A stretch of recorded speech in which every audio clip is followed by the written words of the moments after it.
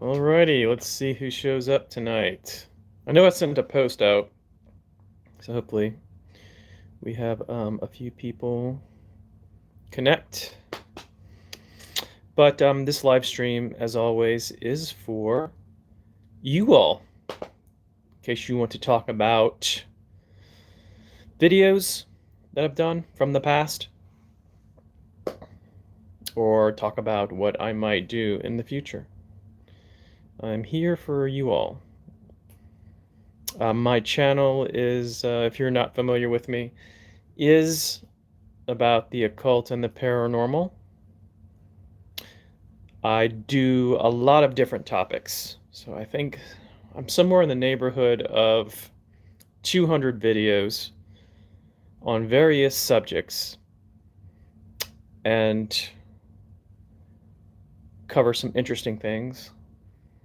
Men in Black, Black-Eyed Children, Women in Black, the Shadow People, magic, energy work, whole host of things. So I really enjoy doing the channel, and I hope that you all are getting some information out of it. One of the things as a content creator that's my purpose is that I never want to present myself as someone who is an expert in all of these different things, because that would be impossible to be an expert on, let's say 150 different subjects. That's totally unrealistic. I'm probably well versed in about 4 or 5, and I know some about a lot of different topics, but I'm the first to admit that I do not know everything, and that many of you probably know more about certain subjects than me, although I am always more than willing to answer your questions. Okay, so let's go ahead and get started on one or two things. Some housekeeping stuff. As some of you probably realize, that I changed the name of my channel from Mark Henry to Tales from the Mark Side.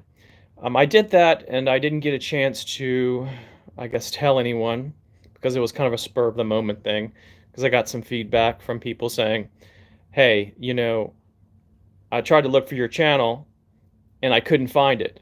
You go to look up Mark Henry on YouTube, you get a WWE wrestler and a lot of Mark Henrys who have hardly any subscribers, so it's like trying to go through the forest and find a tree.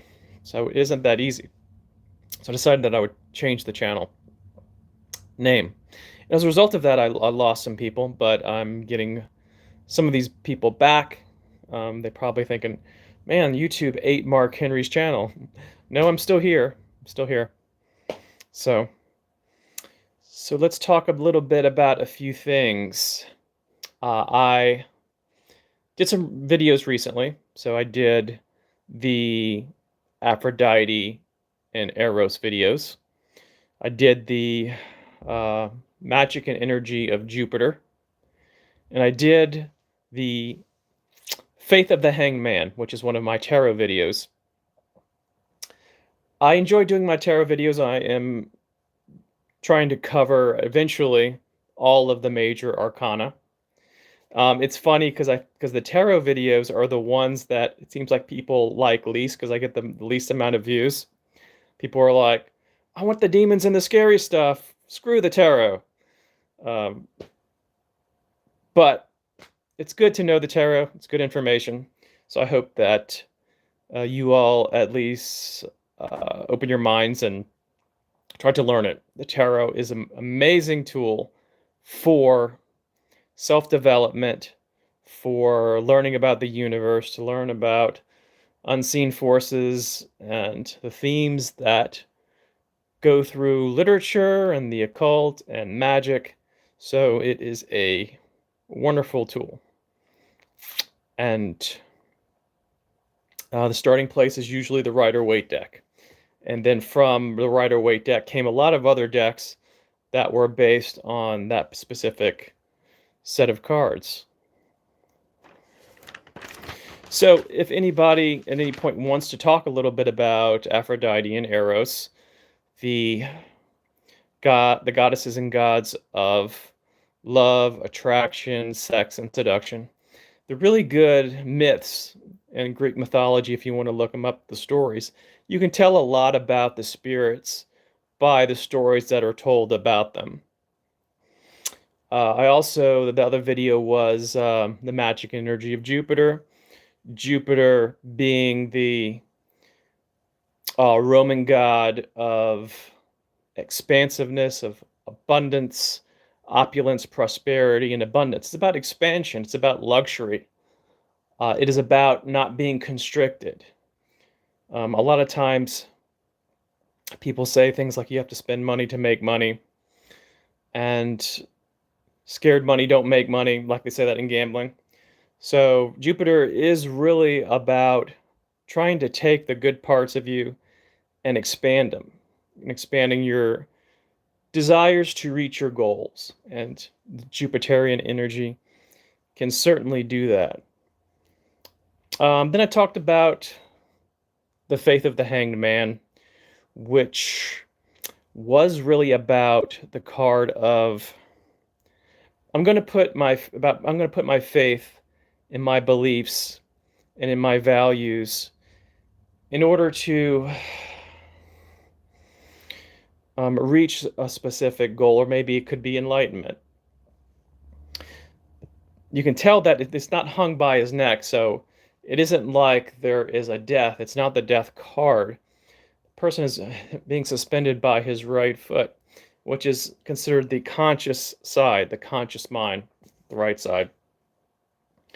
And you find that in other parts of literature, Odin hung himself upside down consciously. Merlin did it. I did find that myth. I had a hard time finding it at the time that I did the video, but I remember it being so. And they did that to, reach enlightenment. To sometimes you have to turn your beliefs and your ideas upside down in order to consider new possibilities and gain new understandings. So, at any point, if any of you want to ask questions about that, feel free. One of the things that, oh yeah, someone brought this to my attention. I appreciate this. I was aware of it, that I've been having some sound issues for the last couple videos. I'm still trying to determine whether it is my sound card, the mic, whether it's my webcam. I have a Logitech. But I've able to solve it. Right now I'm doing this video on a smartphone. I'm usually using a webcam. So I got a mic in case I want to do the webcam again, and there doesn't appear to be any sound issues. So I appreciate y'all bringing that forward. Anyway, one of the things I wanted to talk about today was Mercury Retrograde. And Mercury Retrograde is kind of like one of those controversial things. It's like you're either believe in it or you don't. It's kind of, people are very divided on it. I was at one point very much not someone who put a lot of stock in it. I was thinking, okay, so the different things regarding Mercury Retrograde that people say are going to happen in other parts of the year anyway, and it's just that there's an element of confirmation bias around it. For example,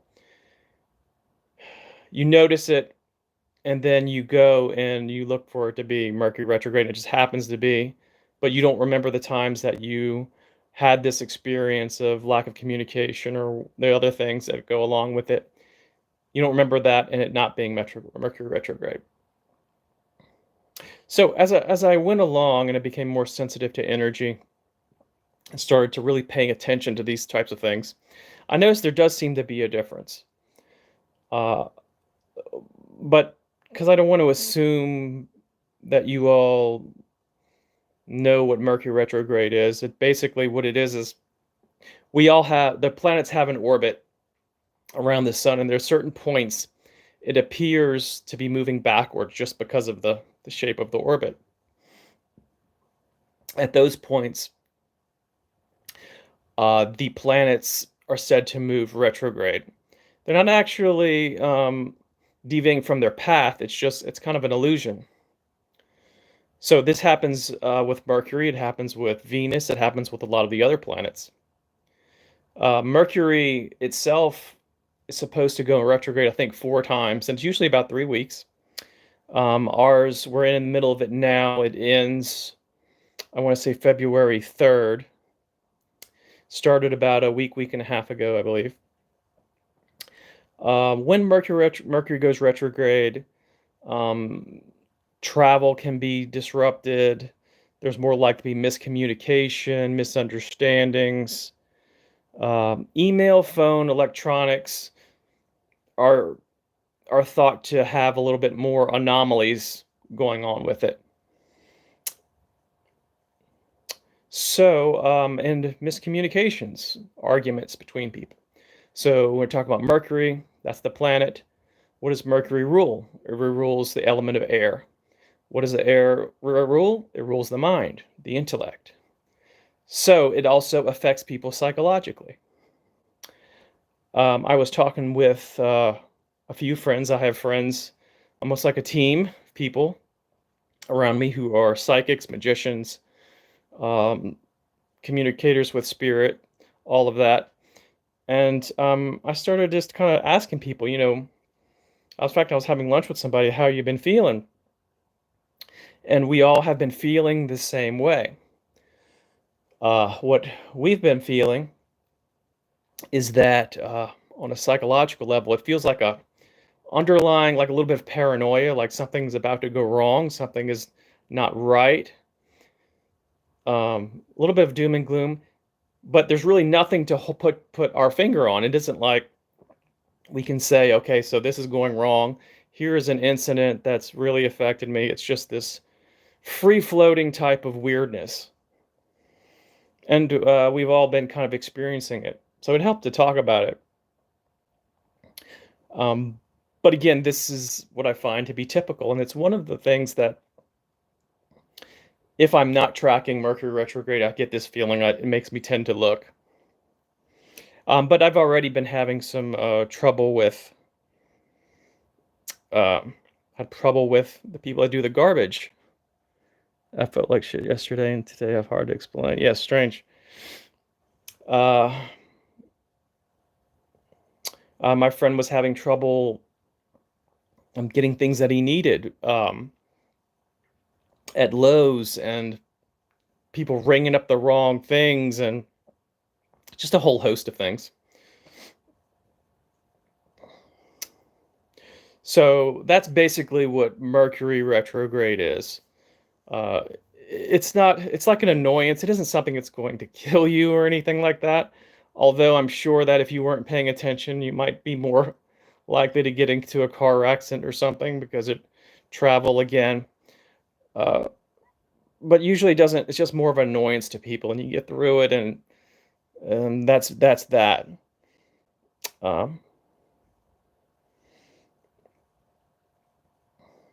So do any of y'all subscribe to the belief of Mercury retrograde? There's an idea that if you don't believe in something, it won't affect you. Like there are people who say, well, I don't believe in voodoo, and you have to believe in it for it to work. And anybody who has done magic knows that that is blatantly false, that you can be you're affected by things all the time, that even if you didn't believe in it, you would be affected by it.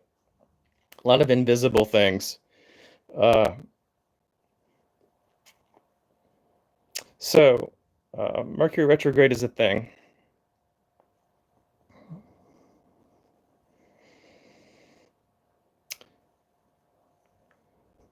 Okay. One of the things I wanted to mention is that, and this has to do with magic. You all are aware that I am a big proponent of spirit communication, communication with gods, goddesses, and everything. And one of the ways to do that is through an attunement. And I have a store. Can these things drain physical energy?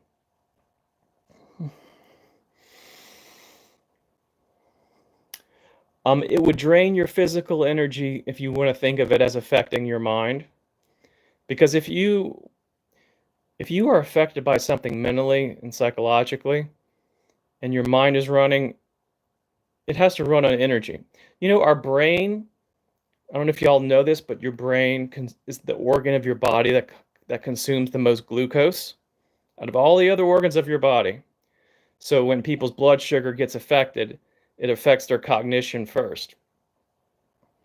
So what I'm saying is that you can burn energy through mental stuff.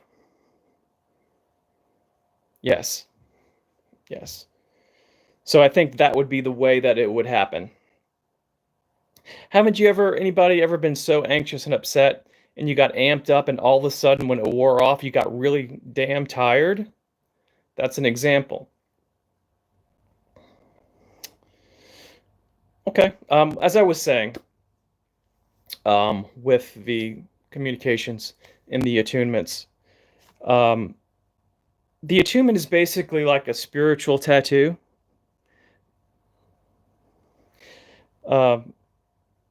Basically, what you're doing is you are carrying the energy, the vibration of God, goddess, angel, demon, or whatever spirit. And you used to perform magic, helping others, influencing others, and influencing yourself, which is what I'm really interested in. You know, we talk about magic and everything else, and there is it's nice to have material things. Hey, it's nice to have material things, it's nice to have money, and it's nice to gather things that help us in life. But what I think is, and they call this high magic. You know, they say low magic is basically the use of magic in order to get your basic needs met. And then high magic is working towards self-development, self-improvement, and even like enlightenment, and even a union with the Godhead or the divine. I think that these attunements and these connections are wonderful for your personal growth. And that's what I look for. You know, when you look at yourself and let's say your vulnerabilities and the things that you're weak on, you know, you could conceivably connect with an energy that could help you work on that. If you have low self-esteem, low self-confidence, you can connect with a God that has the exact opposite. Well, how does this work? Well, that energy will come through you, and even though you have this low self-esteem, this low self-confidence, there is a part of you that is, in a way, it's divine, and that is the opposite of that. There's a part of you that you're not connecting with that has self-confidence. So this spirit, this energy comes in and it unlocks this part of you. And the energy coming in is different than the energy that you have, and it just kind of, you know, starts to align.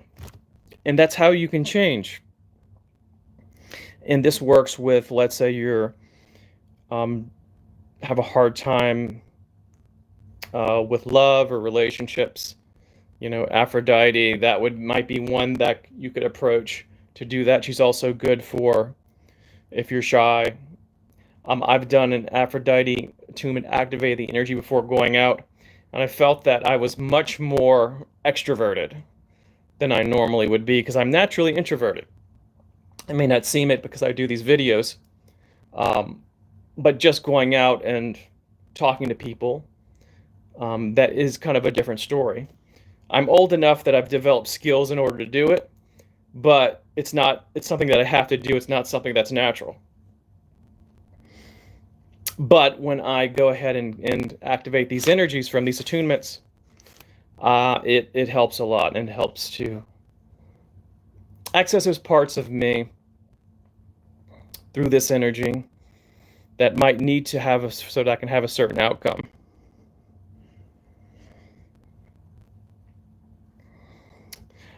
As an absolute beginner, you can, if you want to do, just to find a spirit or a god that you want to connect with, read up on it, study the myths, and figure out how to do a ritual in order to connect with it, and bring that in. You can also, again, if you're interested in attunement, I'll put the link at the bottom of this video. Just give me some time after the video to arrange it. But it's all about this connection with you and self-improvement. And I think that's better than anything. Even focusing on money. They say that you can't take it with you. I always thought that was a funny saying, because it's very true, and yet we need money. But we need to feel good about ourselves at the end. We need to feel good that we lived a good life, and that we were a good person, and that we gave. Hey, Von the Devotee.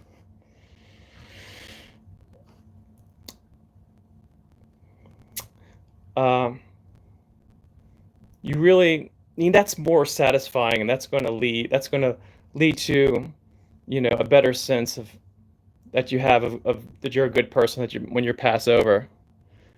Other attunements to promote extroversion. I would have to go through what I have. I know Aphrodite is a very good one. I would say Jupiter. See, and I was going to talk about Jupiter, because Jupiter is about expansion, and it will expand anything that you want. If you have a little bit of extroversion, everybody does, then Jupiter can do that. When I activate the Jupiter,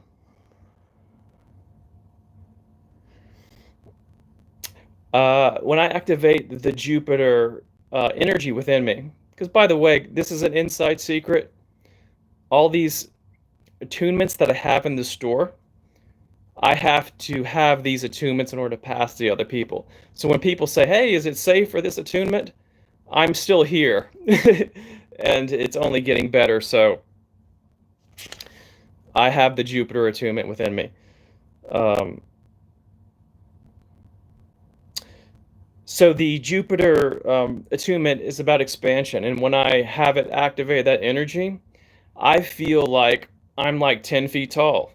And I feel like that I'm confident, and I feel that, everything is going to be okay. I feel, there's no part of me that feels small or anything that I can't do. And it isn't like I'm going to do anything stupid, but it does mean that I feel I feel larger, if that makes sense. So what I would do with that is that if there was something that you wanted or something you want to work on, that would be the perfect energy to apply to it. And it would give you the confidence to take action in the direction that you want. You take it in a direction that you want to do. Because sometimes when we don't feel confident, and we don't feel ready, we don't take action. And the action might be something that would break us out of it. So it's this cycle, this lack of action through the feeling. And maybe if you had the feeling, then you commit the action. So, Jupiter would be a good one. I just also put Forneus. Mods, bots, and chat. I'll have to check that out. Also have a Forneus attunement. And Forneus is one of those goetic spirits. And he is good for both friends and enemies, for projecting your best self, the best light. Supposedly, even when you said something to offend somebody, that you still appear as honorable and still people can see the goodness in you shine forth.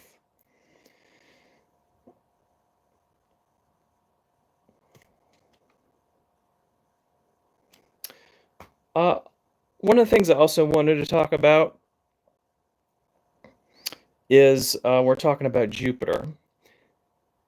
Now, some of these spirits, like Jupiter, which is for abundance and prosperity, too, that's what most people are going to Jupiter for. Money magic and things like that. Sometimes I get comments from people who see some of my videos and not the others. So what they do is they see the gambling video, and they'll make some type of, Forneus. Yeah, Forneus is a goetic spirit. So some of those people see the videos, the gambling videos, but nothing else. So they'll make some type of snide comments. You know how sometimes you got trolls who would say, well, you should be more wealthier if you used money magic and gambling. And what they don't realize is that I don't know if any of you who are energy workers, who are sensitive, go to casinos. While I can certainly get above chance with some of the things that I do, a gambling casino is not a particularly pleasant place. When I walk into a casino, so when I go, I'll try to get what I can and leave. You walk into a gambling casino, this is what you have. You have people drinking. Some people are high. You have a lot of people projecting their will to win these certain games, and other people, especially at table games, who are also projecting the opposite. So you have 6 people in the on the table, let's say a roulette table. They're all projecting for them to win. So their intentions are all, you have 6 different directions. You have, at least down here, casinos are still, people can still smoke. You have that. You have the intention. You also have not so evolved spirits, that'll be a nice way to put it, hanging out in the casinos. Departed spirits who have become attached to vices. Vices of gambling, vices of alcohol, maybe smoking. Like attracts like in the universe. The casino is not a great place to hang out at if you're somebody who is very sensitive to energy, or people that are particularly psychic. So I can't stay in a casino too long, to be honest with you. I could certainly produce a shield to get some of this out, but when you create a shield, you not only keep things from, impasse really can't be in those. Yes. And even when you create, I was about to say it, even when you create a shield, that stops some of it from coming in, but then your psychic perception will not work as well because you are creating a shield. Kind of like if you were talking to a friend. There's a different levels of openness. So if you are extremely open, extremely empathic, and someone tells you a story, a tragic story, you're going to take that in. Now, to the degree that you are detached, you will feel safer and safer. However, the more detached you become, there is a resulting little bit of lessening of empathy. So you have to find that balance. And that's the balance that one would have to find in order to be really, really successful at the casino. And it just seems to be a lot going on, a lot of flashing lights, a lot of noises. It's very much a sensory-rich environment with a lot of levels of things going on. So, not sure why I went on that tangent, but casinos are something else. So in any case, I know some people are coming in late. Did anybody have any questions or anything about the Aphrodite Eros videos, the magic energy of Jupiter, or the faith of the hanged man? I was saying earlier that it's interesting to watch the views of the different videos. What do people like? And the tarot videos seem to be. I would just like some guidance on making an initial connection. Okay.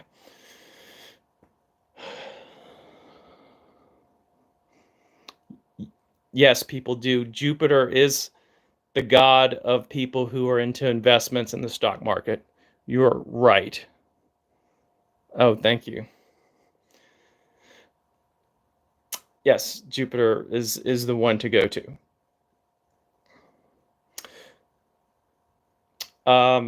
Yes, what I was saying is that the tarot videos, based on the views, seem to be the less popular. It's like people are like, give me like the dark stuff, Mark. Just give me that. Let's talk about scary stuff. Let's talk about the shadow people, the black-eyed children. Give me all of the dark stuff. And I like the dark stuff too, so but I think it's always fun and interesting to see what you all like, because I am here to provide information and things that you all like. I think tarot is important, though.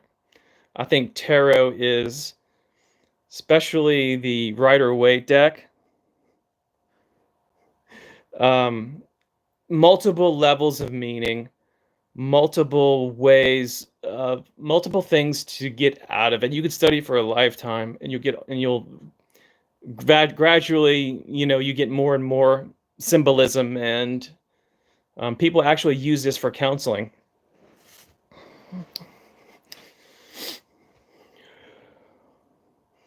People are obsessed with death. Yes. Yes. The shadow people. Absolutely. Tarot, cartomancy. That's what that's called. Also, the Lenormand deck, which is one of my favorite decks now. There are plenty of fortune-telling decks. I think the Lenormand deck is about 200 years old, which is older than the Rider-Waite deck. It's more of a European deck. I want to say that the Rider-Waite deck was more centered in the US. Tell you a shadow person story. I knew somebody who I was visiting her house, and she told me that the day before that she went out and there was a shadow person. And this is somebody who is very intuitive. She is psychic, and she can pick up on things, and she's very rational. So she saw an actual shadow person in the tree in front of her house, just hanging out. Which, yes, they do feed on human fear. And at the same time that they're lurkers, they're watchers. They observe. They have it's almost like they have this fascination with people, and sometimes they come close to provoke. This one was almost like they were doing surveillance. He was in the tree, but they can be spotted. Even at night, they're darker than night. They're going to still show up. And she even went and had a friend nearby. She's like, "Do you see that?"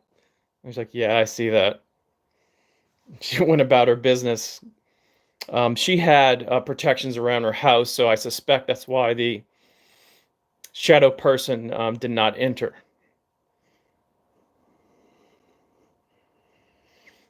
No problem. Okay. Anything else that you all want to talk about? I'm going to be doing different things in the near future. I have somebody who I'm going to be collaborating with. I think she's going to interview me. She has her own YouTube channel. So when I do that, I will certainly put a link. It's always interesting because you never know what they're going to ask you. So that's coming up. One of the things that people also don't really know about me is that, what is your opinion of the black-eyed children? I think my opinion is I don't want to ever come across them. I think that they would be very scary. But I have no reason to believe that it's made up or anything like that. There's a book by, I think, Nick Redfield that talks a lot about them. And shadow people, black-eyed children. There are some occultists and researchers who believe that they are all the same being that is shape-shifting. For example, some of them have the same behaviors. These black-eyed children can disappear very quickly, just like a shadow person. Some have speculated that they may be really jinn, because jinn are the master shapeshifters, and they can do things, and they like to provoke humans. They like to hide out in places, but very hard to prove. Well, in any case, I think I'm going to let you all go. I enjoyed being with y'all. I'm going to put, as always, links in the description once I get a chance to mess with the video. So if you want to look at the attunement store or see what I have on Patreon, because I have videos on there that are different than the ones on here. Some of them are second parts of these videos, in case you want to go deeper into all that. Well, thank you very much. I hope that it was a nice stream and that y'all... I always enjoy getting together with you all and connecting. It is a chance to just let it be more conversational. I actually try to do the videos. Yeah, I'm sorry that you missed them. I'm trying to be better at giving people notice to actually show up. A lot of times my videos, I try to follow kind of like almost like a lesson plan of what I want to say, because I can easily be distracted, as you can probably see on these live streams with comments. It takes me a second to get back to where I was going. But the point is that with these live streams, it gets me a chance to actually maybe have a little bit more of my personality and stuff, rather than just kind of giving information, because I definitely want to educate people on the occult and the paranormal, and that if I can help people get a little information and point them in the right direction, then I did my job. In fact, in a way, one of the things I like to do is, I am old enough that I remember when the internet was not a thing. So all the books that you wanted to read out of all of this you had to go to the library or go to a bookstore. Now, the bookstores would have some things, but you would never know entirely what's out there, because there was no internet for you to go into Amazon or Barnes & Noble or anything else.